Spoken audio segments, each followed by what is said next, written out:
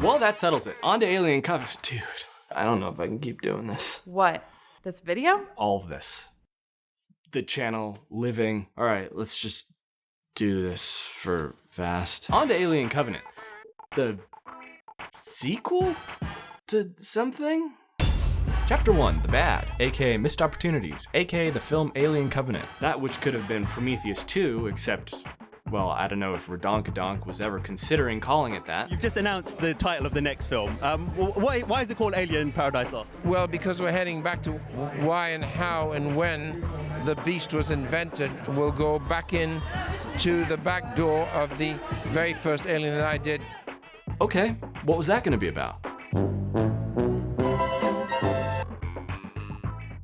No. So I felt he was done. I felt it shouldn't be dead and should be running. Okay, well, he realized that people were still interested in Alien, the highly successful film franchise that was the reason people were interested in Prometheus in the first place. But his tragically misguided mistake, I mean, could have been these dipshits, I'll keep an open mind, was in thinking that because we like xenomorphs, that he should completely abandon Prometheus, as if the two are mutually exclusive. Prometheus was a very grand idea. You gotta follow through. And so it's part of that. The questions are answered there. So he decided to just make it a remake of Alien, but with some kind of sort of ties to Prometheus 2. Prometheus 2? No. No. And the result is... well, it's something. But that's not all. At the same time as Alien Covenant was in production, they were also working on another Alien film directed by Neil Blomkamp that would replace Alien 3 as a sequel to Aliens, featuring Ripley, Hicks, and Newt 2 maybe. Who knows? There's limitless possibilities!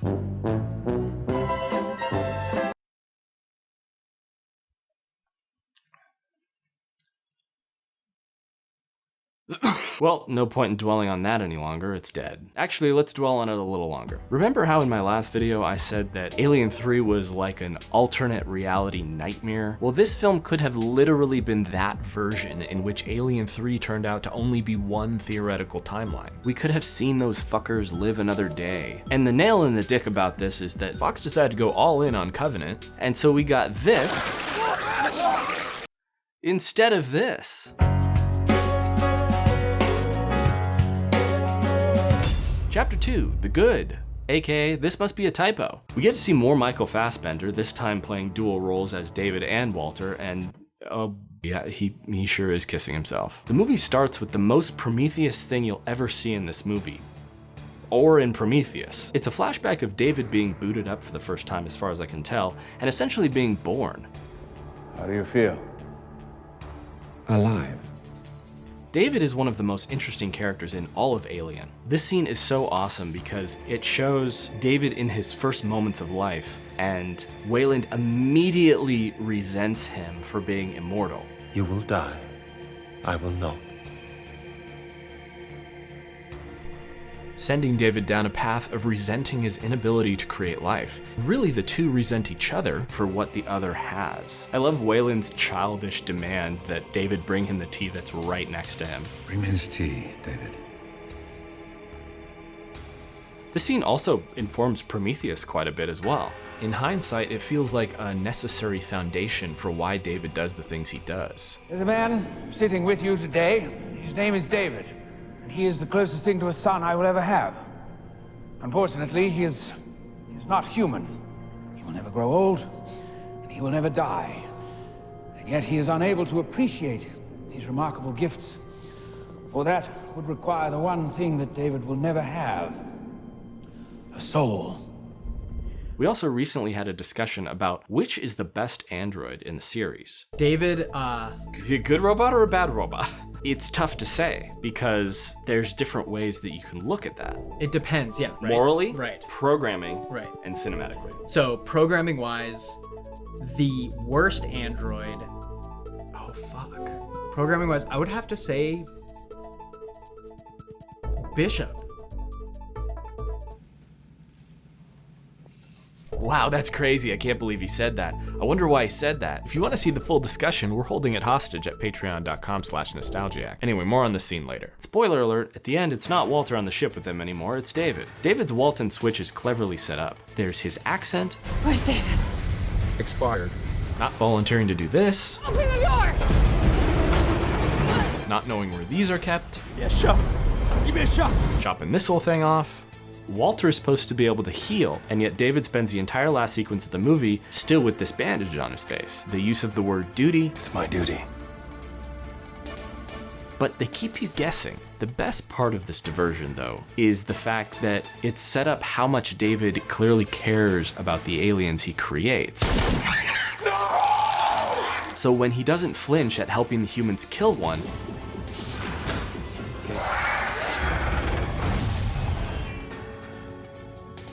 that seemingly clinches it.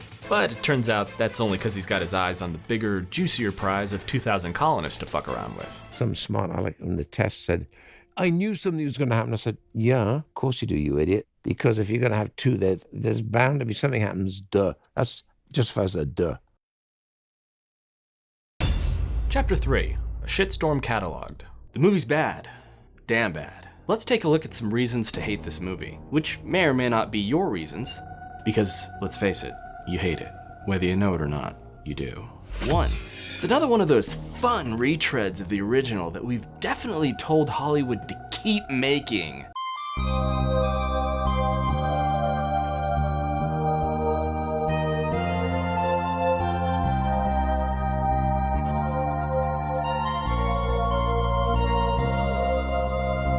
Complete with Budget Dallas and Dollar Tree Ripley, as well as the least frightening xenomorph I've ever seen, and I've played Alien Colonial Marines. 2. Why is this happening? 3. The movie keeps using the alien theme,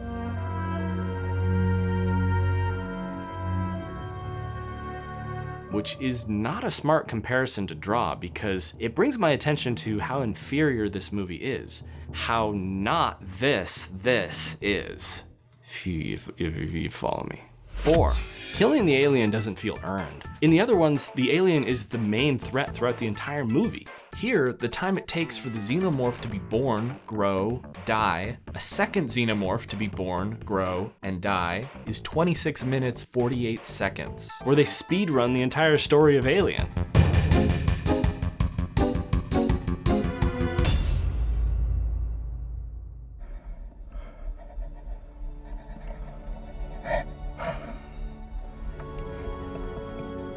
I don't feel the relief that they feel. You know, it's almost insulting. Ripley had to overcome so much to finally kill the thing in each of the previous movies. Whereas here, these two fight it for 5 seconds. Let's kill this fucker.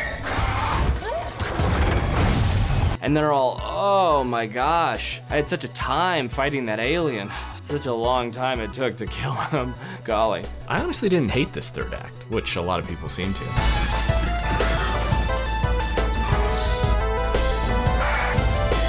Dumb, stupid alien fun. But my main reason for despising it isn't any of those listed. I was here for a Prometheus sequel. And a Prometheus sequel it is technically. Like having your teeth bashed in with a rock is technically a dentist. But wowsy. Anyway, back to this scene of David's first birthday bash. Guy Pearce reprises his role as Wayland Man, this time not featuring the Dark Crystal-esque makeup. I'm not sure why they cast Guy Pearce for Prometheus. I love Guy Pearce, but you never see him without the old man makeup, so you could have just gotten an old guy. We actually do see him without the makeup in a deleted scene for Prometheus, but who cares? Without that, it's just this. Speaking of deleted scenes, Shaw. Shaw is a deleted scene. You know, the main character. Okay, so back up. Before the movie came out, it was announced that they were going to be making a Prometheus 2. Noomi Rapace and Michael Fassbender would be reprising their roles as Shaw and David. Holy titty tuggers, that sounds awesome. Every detail of this would eventually be retracted. First they changed the name, Prometheus 2. Alien Paradise Lost. Alien Covenant. Then Noomi Rapace was lowered on the cast list, and then it was announced that she would not appear in the film at all. It just keeps getting better. But get this, she is in it-ish. After we made contact with the engineers, I escaped with Elizabeth in one of their ships. Her entire presence in the movie is this one deleted scene. I'm sorry. Prologue short film. Oh wait, she is in the movie. There she is. How dare you kill my girl Shaw in this fashion? How? Okay, let me just get all of this situated, because it's not going great in there. David plays the Prometheus tune on his flute.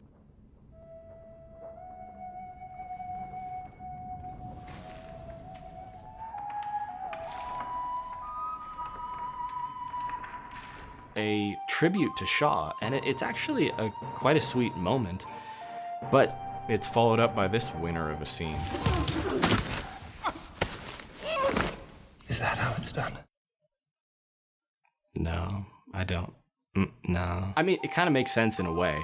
If David is obsessed with creation, then he may have developed an interest in procreation as well, but all this does is reduce him to an embryo-twirling villain as opposed to the complex character he was in Prometheus. If I didn't wear the suit, it would defeat the purpose. Okay. It felt like they needed a villain, so they just made it him. But Prometheus was more complex than that. David, Vickers, and Wayland all did shitty things, but none of them were one-dimensional. Except for this fuckwit. I do find this notion of him gradually corrupting to be interesting. Who wrote Ozymandias? Byron. Shelley. When one note is off, it eventually destroys the whole symphony, David. And so, yet again, just like with Alien 3 and Resurrection, as a standalone movie, this story works, just not as a continuation to Prometheus. Chapter 4, Why Shaw's Death is a Cinematic Crime. Side tangent number 378 on this channel. It's hard enough to get a movie made, but it is a Herculean feat to also gain actual genuine interest from your audience. You and you. You had me. You had my interest. I liked Shaw. Despite the flaw collage that was Prometheus, you had something with her, and you wasted it. You tossed her away like garbage. Side tangent number, what did I just say?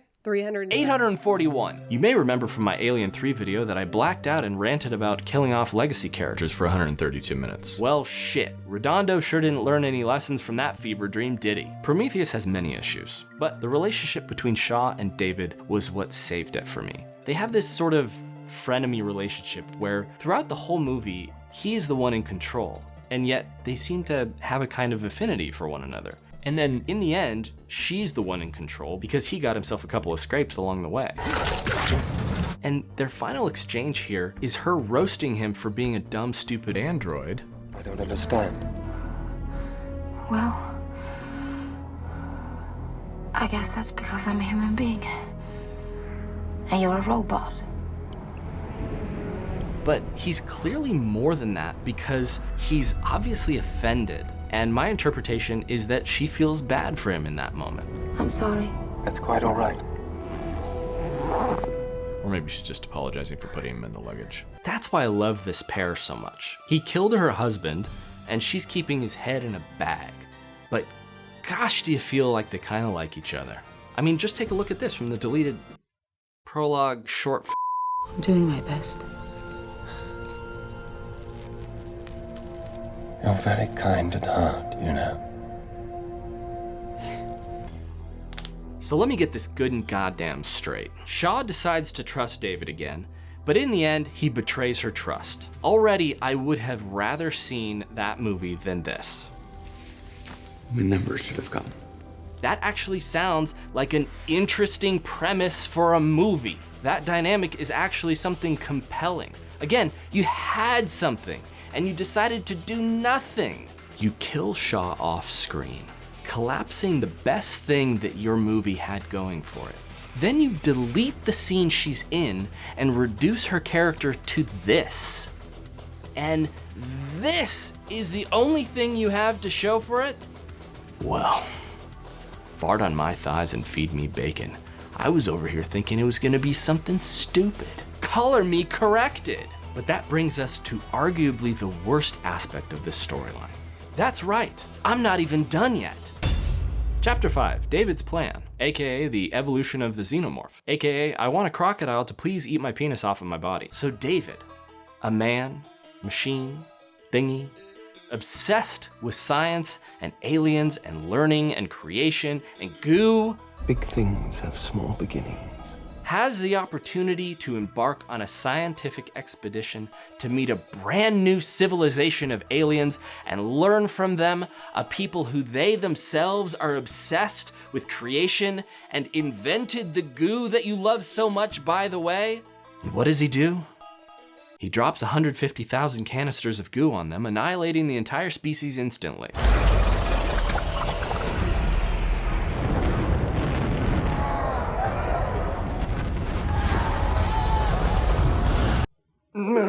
And this was presumably to experiment with the evolutionary properties of the goo.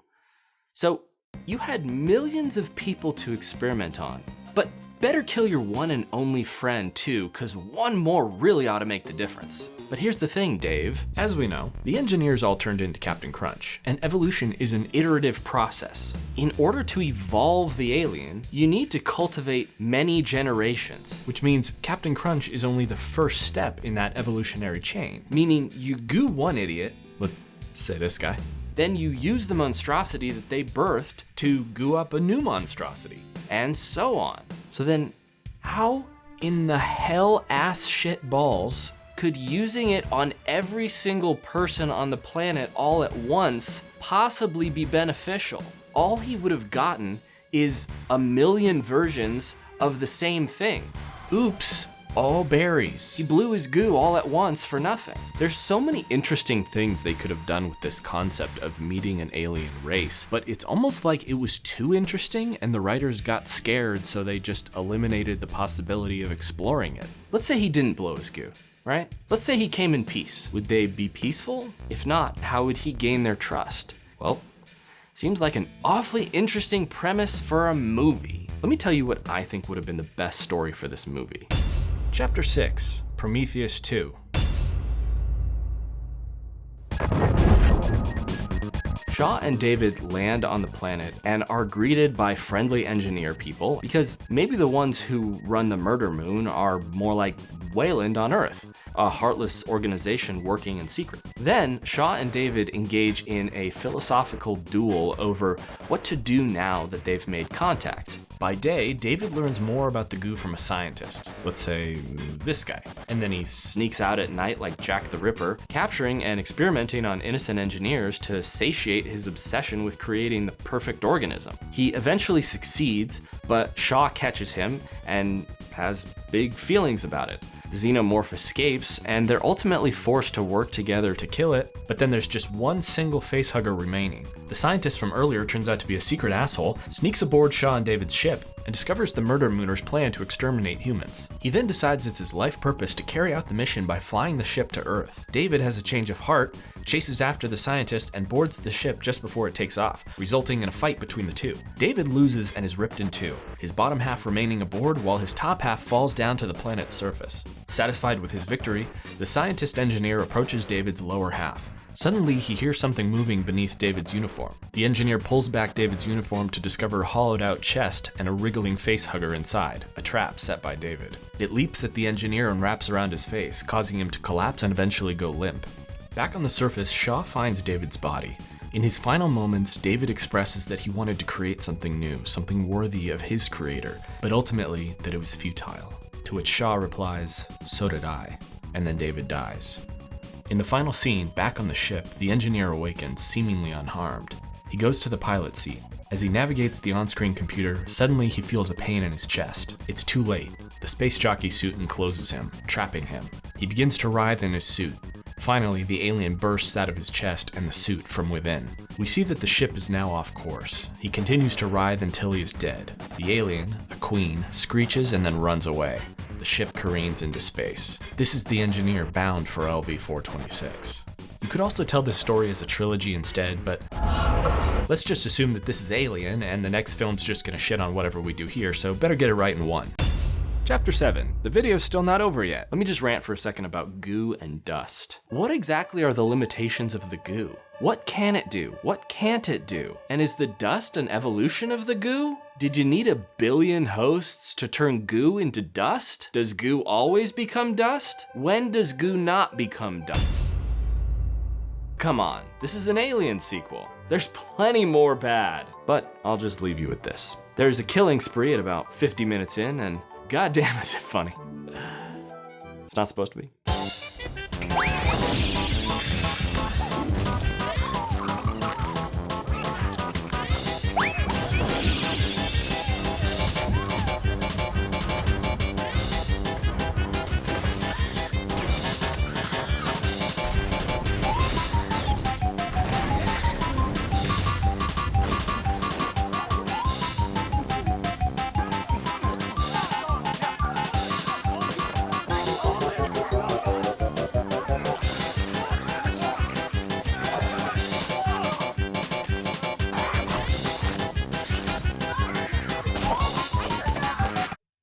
How did the company find out about the alien in the first place? Did they know about it in Aliens when they decided to terraform SR-388 or what is it called? LV-426? Or even before that in Alien when the Nostromo was ordered to investigate the planet? Did the company know that the little goofball was rolling around down there? I'd love to know the answers to these questions. Seems like an interesting premise for a movie! By now, I've probably screamed at you enough for your neighbors to get what I'm driving at. Ridley Scott could have done one of several different things, any one of which would have been an extremely compelling follow-up to Prometheus, which ended essentially on a cliffhanger, leaving us curious as to where Shaw and David's journey would take them, and how their relationship would develop. And he chose to, instead, fill the runtime with the concerns of dumbasses.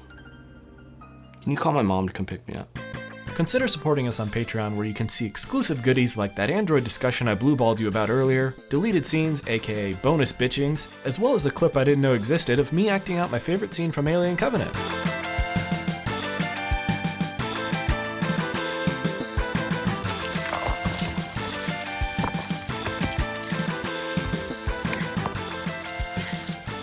This should be good. Anyway.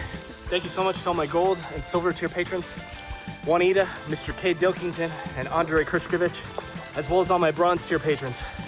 Now, the police are on their way to ask me some questions about the illegal fracking I've been doing in my backyard for extra cash, so I gotta get the hell out of here. Happy New Year.